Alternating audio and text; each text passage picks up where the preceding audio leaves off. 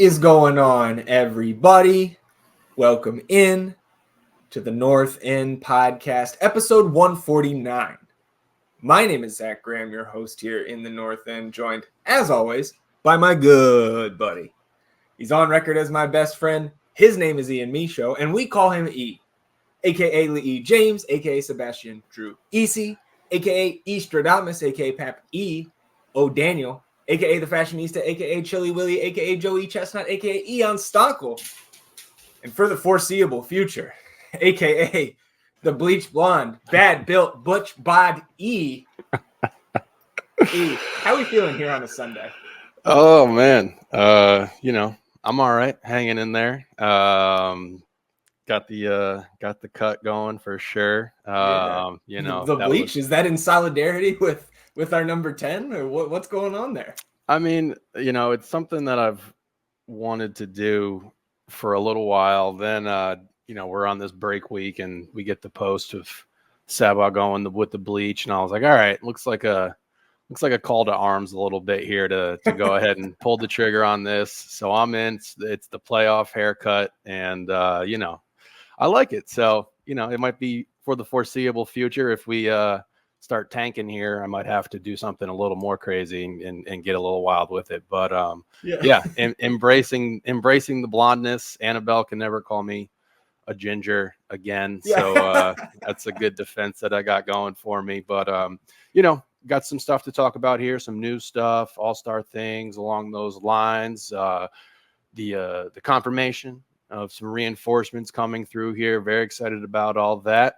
It's been an interesting week with nothing going on per se in regard to the club, but we're still here. I initially thought we were going to take the whole week off. Then you texted me today like, hey, we got pod today. And I was like, what? I thought we were on break, man. Yeah, we can't take the full week off. And really, we may have taken today off if we didn't get that Mikkel Desler news on Monday. So about as long as we can go, just holding out from talking about any breaking news. And of course, not the craziest news there. We expected that signing to come through at some point here, but I guess that's where we can start, E. Before we jump into, we've got a couple pieces of news, not just the Desler signing to talk about, or the confirmation rather. Of course, we've got a bunch of guys kind of traversing the globe here on the international break. Some games already in the books, some still coming up this week. We, of course, have 2 FCito matches to talk about. We've got a little academy update as well, and then some nonsense at the end. But before we jump into this afternoon's episode, just want to remind everybody listening or watching to rate, review, and subscribe to the podcast wherever you get your podcasts, because it helps us grow the show, as does hitting the subscribe button. If you are watching on the YouTube, you can also hit the notification bell to know when a live stream pops up or a new episode goes live.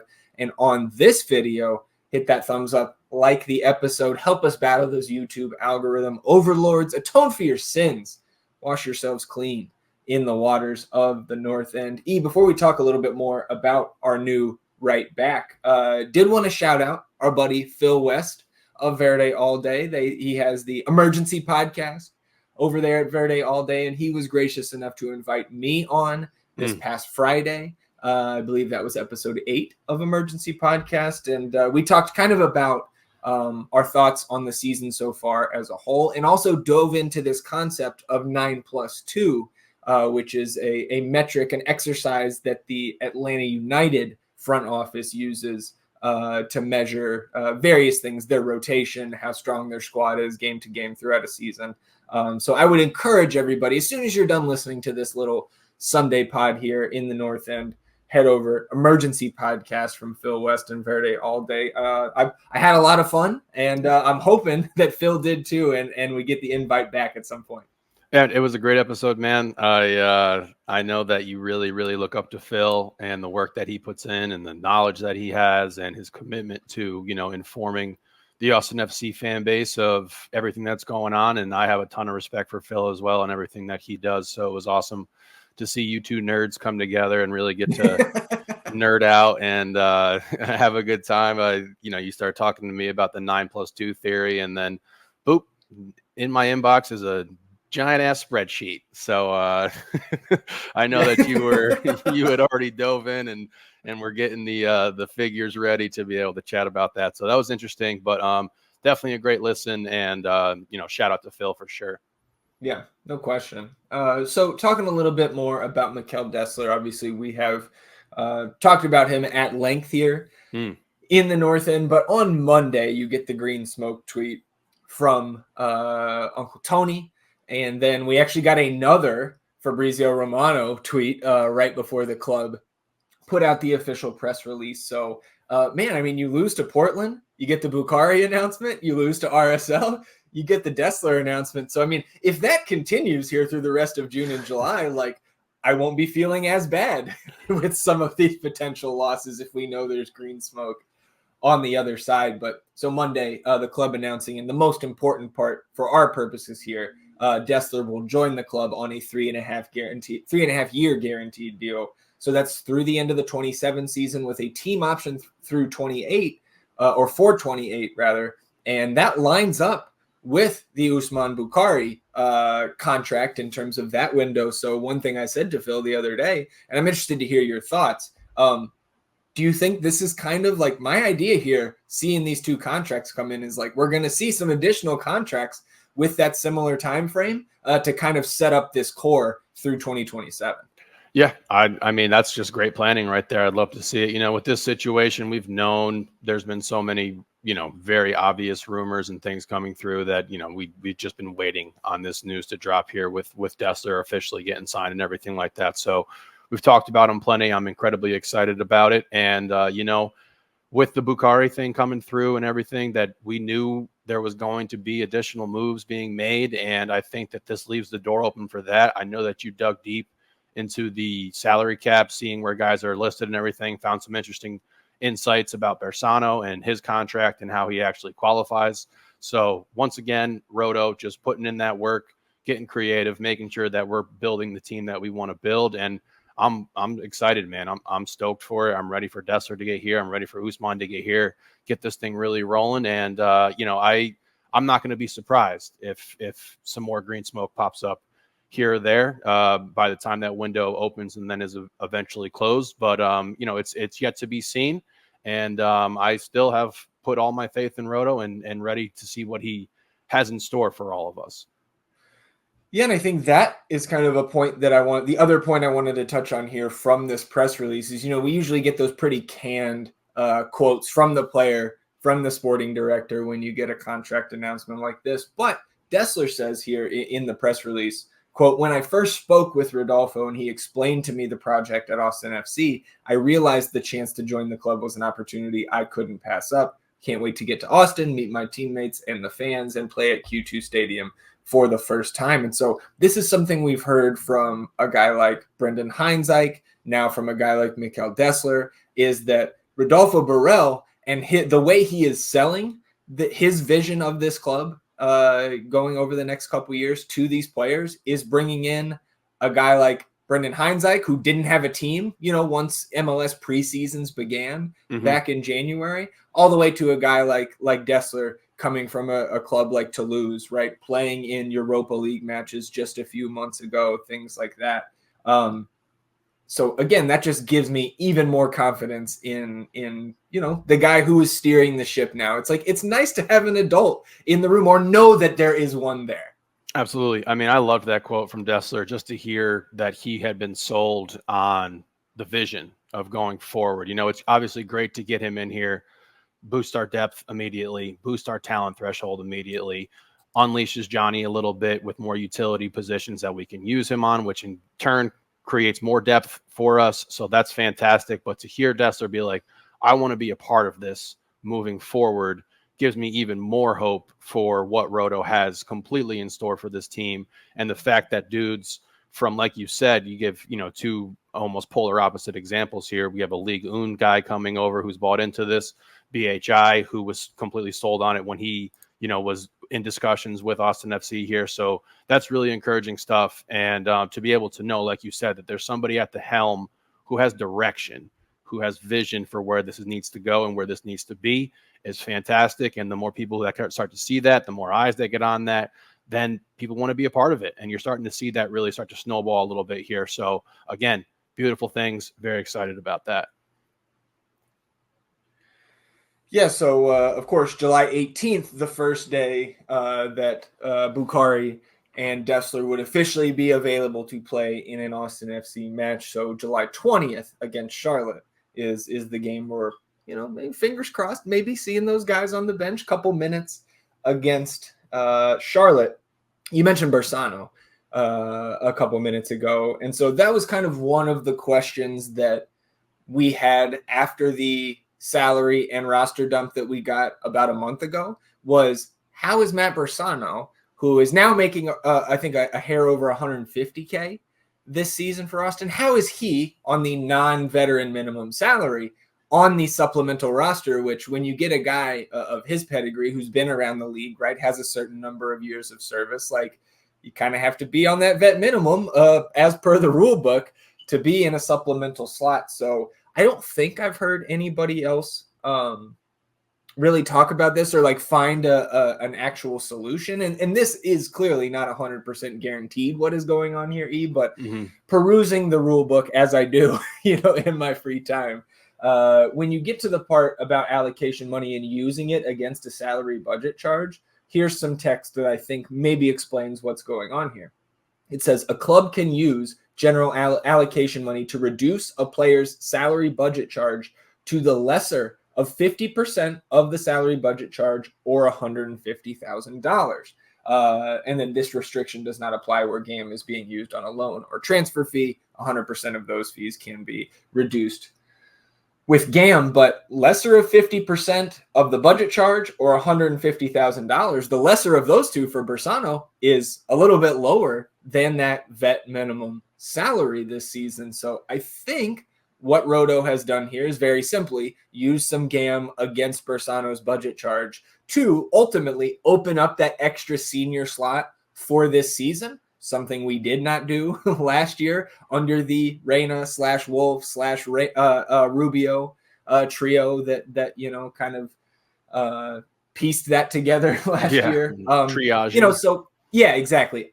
I don't think this is some sort of like genius move or anything, but it is another solid piece. Like it's just a smart move, I think, if you've got the GAM to open up that senior spot for this year. And then I think it's smart to assume that Bersano will not be back next year, considering we have Stuver and Cleveland and Loss under contract in 25. But so I just thought that was interesting reading that, kind of hopefully putting the pieces together on what Roto actually did there to help out the roster here in 2024.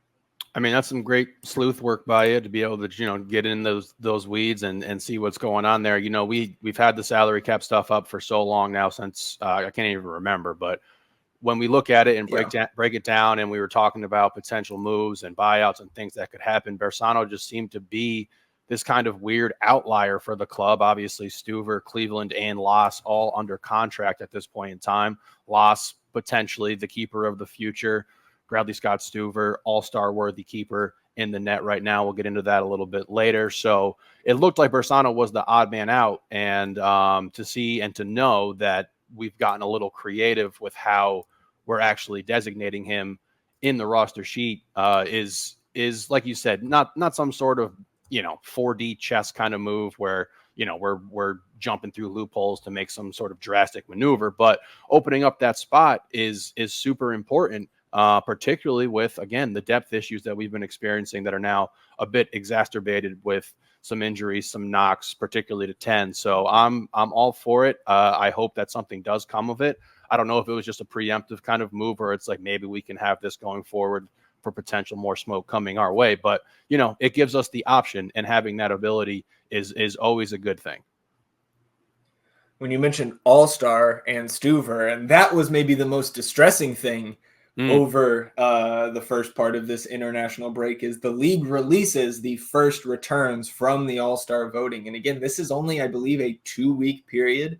Tomorrow, June 10th, is the final day on Monday to vote for MLS All-Stars. And when this first release comes out, I believe it was Tuesday morning, Stuver not in the top 5 for goalkeepers. And you see names there like Christian Kalina from Charlotte FC, and like, oh, okay, they've given up a low number of goals. Some of those underlying metrics, certainly the saves, nobody measures up to Brad in those metrics this season. Then you've got some of the guys that are more name recognition, right? Your Hugo Lloris, who statistically is the one that does not belong in this group.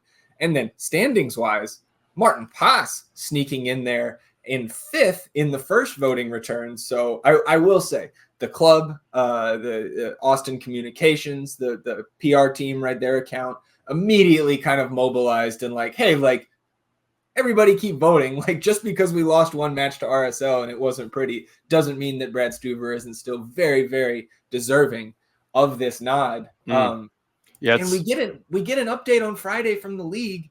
Not only has Stuver not made it into the top 5 still, Roman Berkey, I think that is also somewhat of a name recognition thing. He's moved up to 4th. But Martin Paas from FC Dallas has moved up to 1st in the goalkeeper fan voting. And I will shout out our buddy Logan Okwa, who came through with this information. Apparently, Paas, I think his mother has Indonesian citizenship. She may just be Indonesian. He got citizenship like 3 months ago. He is now their starting keeper. So I think we might have a Zaza Pachulia situation on our hands here, where he's just kind of being boosted up by this small country halfway around the globe who loves him because he plays for their national team. Zaza Pachulia, famously, for the uninitiated, was a center in the NBA. Never an above average one in terms of his talent relative to his position in the league. But when he was with the Golden State Warriors, he is from the country of Georgia, and the combination of him being on the Warriors, who had still have a very active fan base, and the entire country of Georgia behind him, pushed him into a place where if it was only fan voting determining the starting lineup, as All-Star games have been in the past, Zaza Pachulia would be the starter. I think the NBA instituted, player votes and media votes into that process, so the fans cannot do something like that again. I think that's how it's going to happen here, because we do get player and media votes in this first voting process. So I think that'll balance it out. I don't think we're going to get media members voting for Martin Paas. I would be surprised if anybody outside of FC Dallas player-wise votes for him as well. But just all of this stuff, just big hurdles for Stuver to get in here. And I don't buy the idea that the Ausitn fan base doesn't have the voting power to do something like this, because we got Johnny G in last year on the fan vote. And of course, media and player vote also factored into that, but you can get guys selected from the coach of the All-Star team, and you can get guys selected by the commissioner. Gallagher was neither of those. So I got to be honest, man, I'm a little disappointed in the fan base here, because I think we should at least be seeing Brad in that top 5. I think that's very reasonable. And a couple of weeks ago, I asked, what type of recognition was he getting nationally? Like, do people actually understand that our record is a direct result of just incredible performances by Brad? And, that 5-1 loss probably couldn't have come at a worse time in regard to the All-Star voting for Brad. You have the highlight from Chicho scoring from beyond half field, and that's just not a great look. But still, that's not all encompassing for an entire season, and the amount of work and high quality work that Brad has put in this season. Obviously, we've been pumping the metrics that signify the top keepers in this league, and he's all over that board, So I'm definitely pretty bummed about it. I've cast a few votes a few times, but I know I got to step my game up in that regard, and hopefully we can make a final push here. It's not looking great, but he's an all-star, man. I don't know what else to say about it. Even if he doesn't get that recognition, I hope potentially, who is it? Nancy is coaching. Yeah. Nancy's the coach this year. Yeah. I don't know if you're looking at keepers in, as your 2 selections there for an all-star game, but Brad, you're still number 1 in our hearts, brother. And hopefully this works out, but if not, 17 more games to make people look really foolish. Yeah, absolutely. That's a good point. So we'll keep our eye on that, obviously casting our votes today and tomorrow. And we would encourage all of you listening to do so as well. Get in there under that deadline, because all of those, they still count.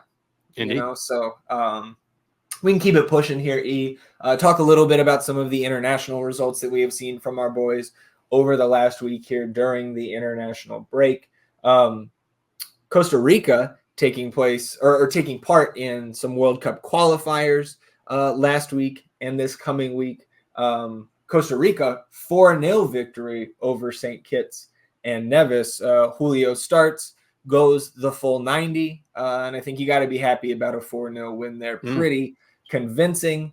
Then one of the new boys, right, out in or for the Ghanaian national team, Osman Bukhari, unused sub in their last-minute victory over Mali. I believe from what I've been told, Bukhari showed up late to their camp by a number of days.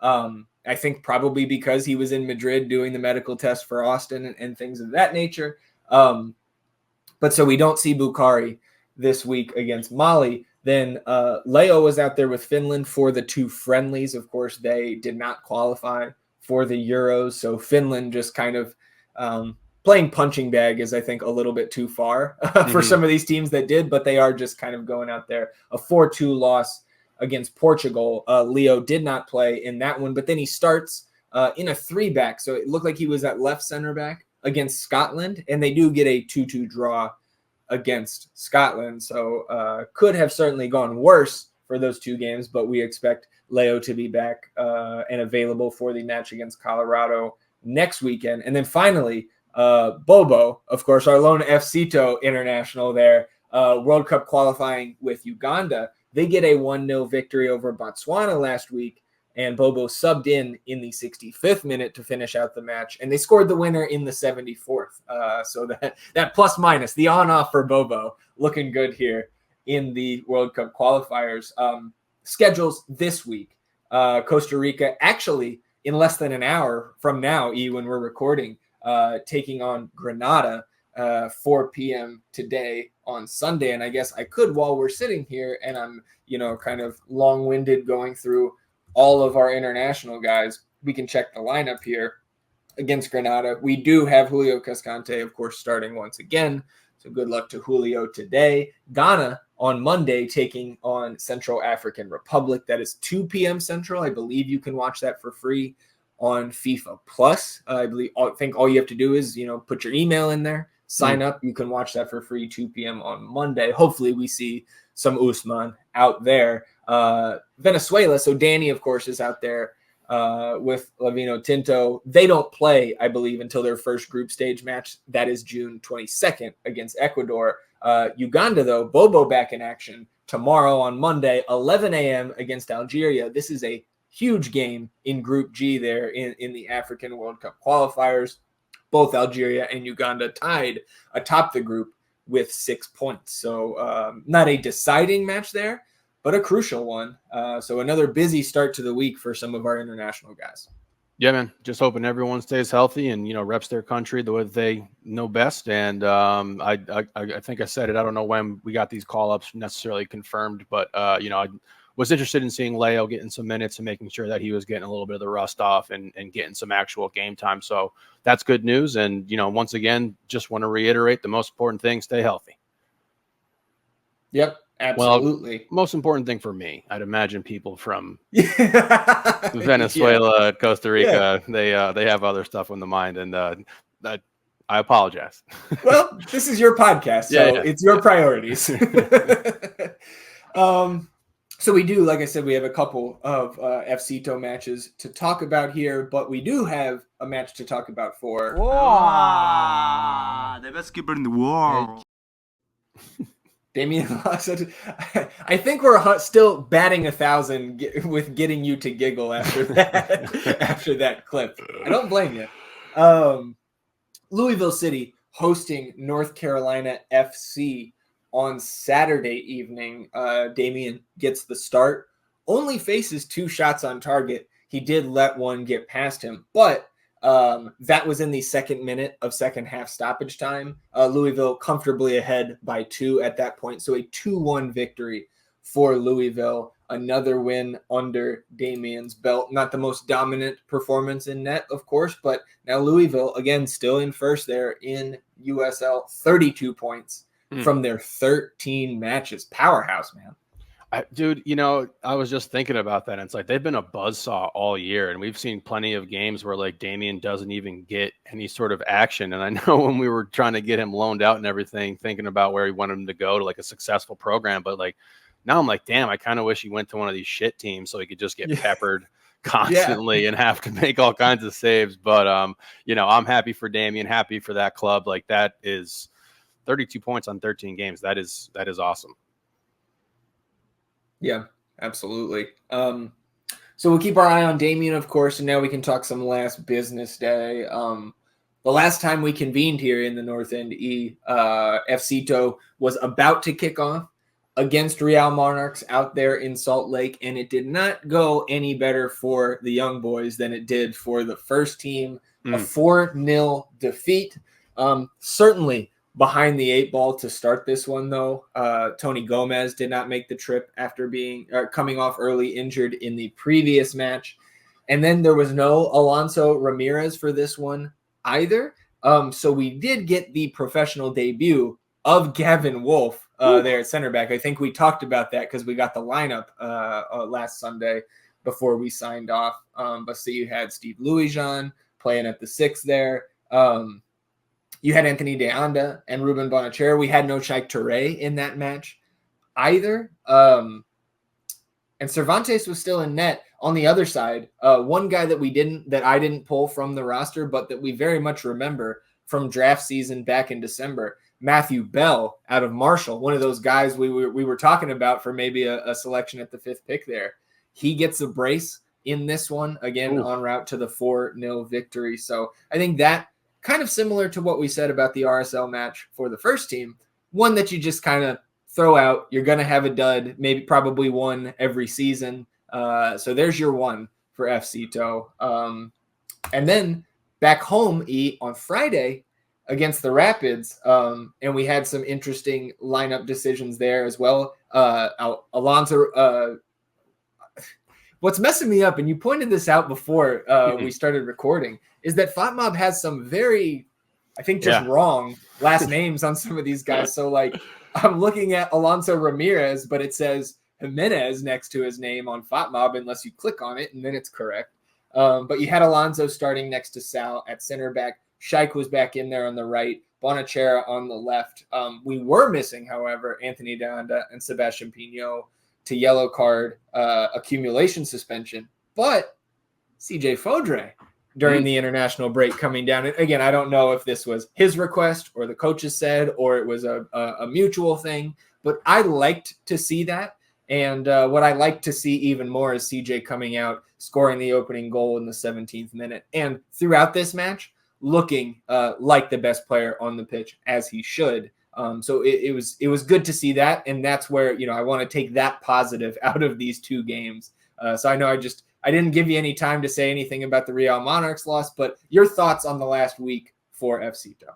This team's really beat up. They're banged up. You get the start from Gavin Wolf, 15 years old. Obviously not the prospect that his, older brothers have been going forward. So I was definitely concerned when we saw that was the starting lineup and everything, but this team is very thin right now, still searching for that identity. And like you said, you might have a dud every now and then. And it's just been looking like it's been a difficult and uphill battle for this team to really find any sort of momentum, traction, consistency, whether it be the injuries that have piled up, the big name losses that we have had coming off our championship season. So, I really feel for these dudes right now. They're still battling, they're still fighting, but it's just an uphill battle with how this roster is currently so thin.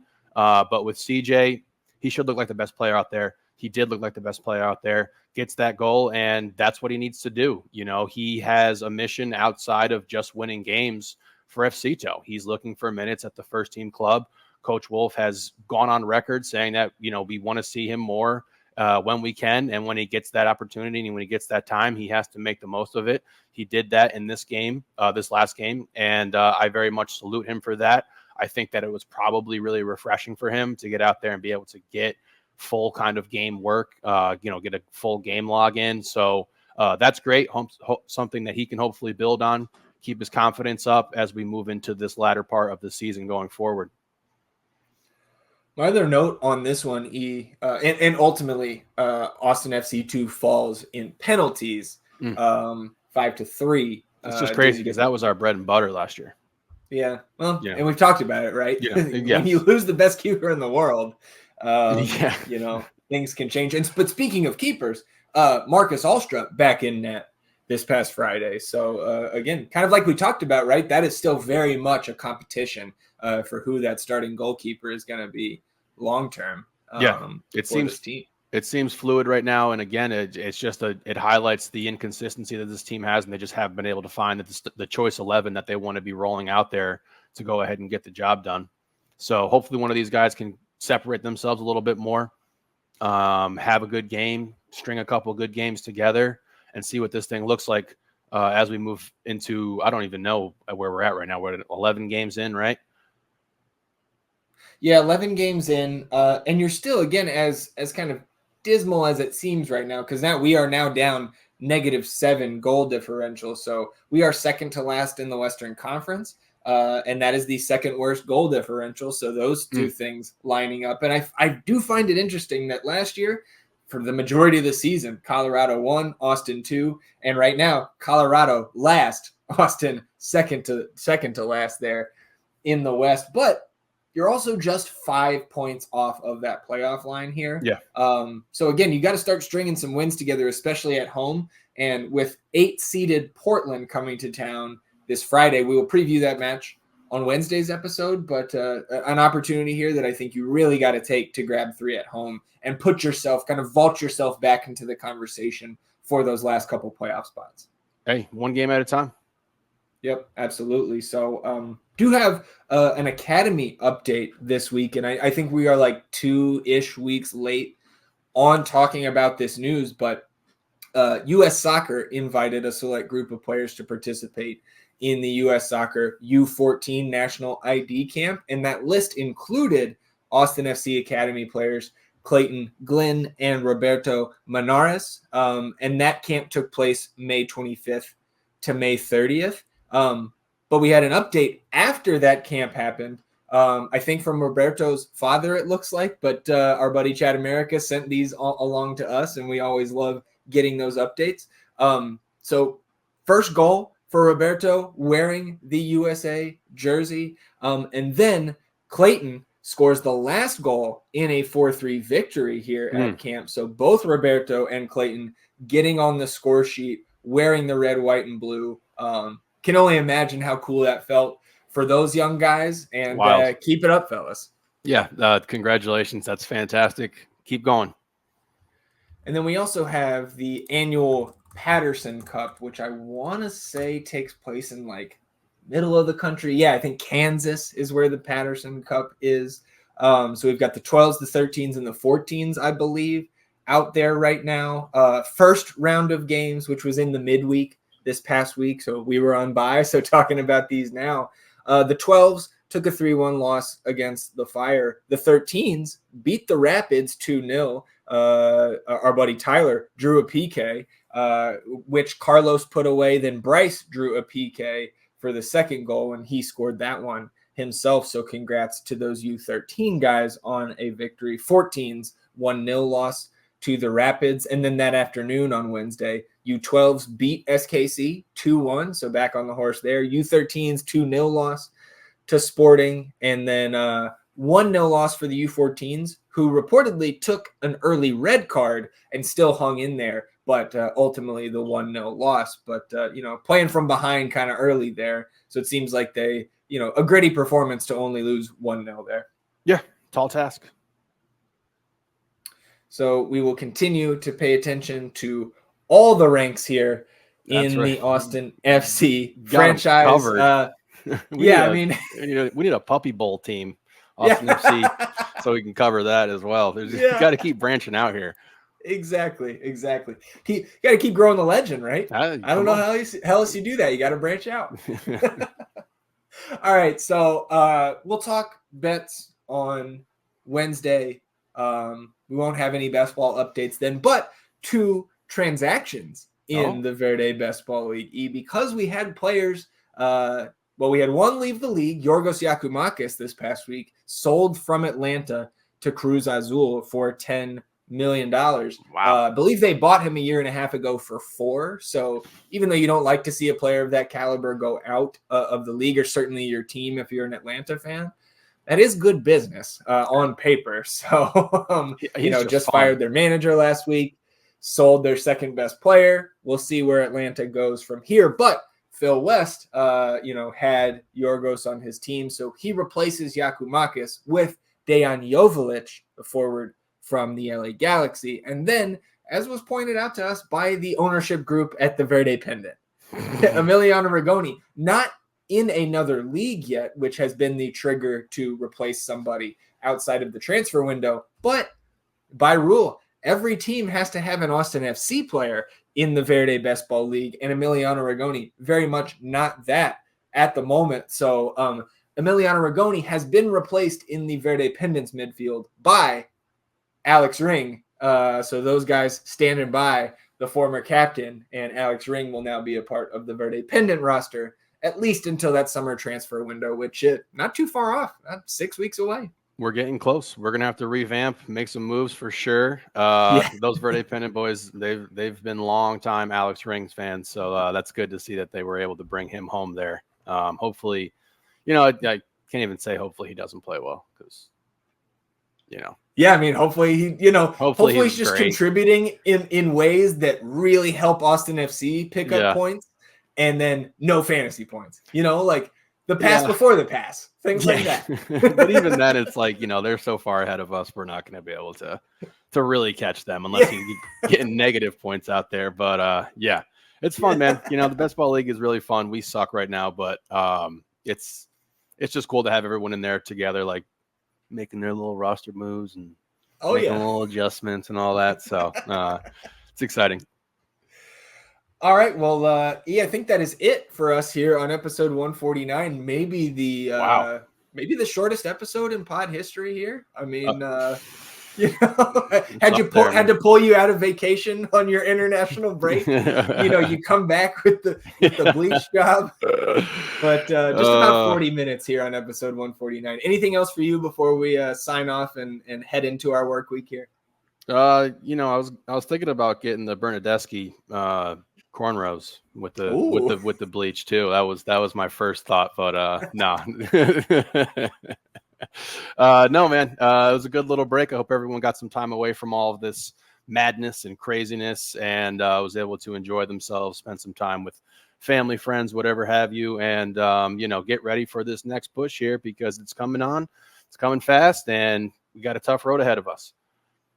If we go on a little losing streak, maybe we'll have to investigate getting those cornrows to change it up once again. But we appreciate all of you tuning in, sticking with us here on episode 149 of the North End Podcast. We will be back on Wednesday previewing Ausitn FC's road match against Colorado Rapids, previewing FC To's home match against Timbers 2, and talking about everything else that happens in the Ausitn FC universe between now and then. Enjoy the beginning of your week, everybody.